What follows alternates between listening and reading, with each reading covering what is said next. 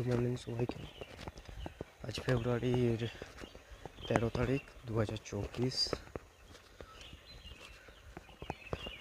আর এখন বাজে 5:45।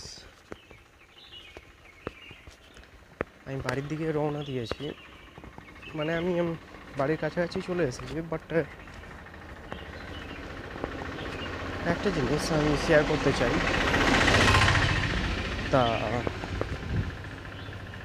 নিঃসন্দেহে রাত্রিতেও আসা যায় আমাদের উলুবেড়িয়া থেকে 58 গেট পর্যন্ত, কিন্তু 58 গেট থেকে শ্যামপুর পর্যন্ত আসার মতো কোনো রকম কোনো গাড়ি থাকে না, আর পাওয়াও যায় না।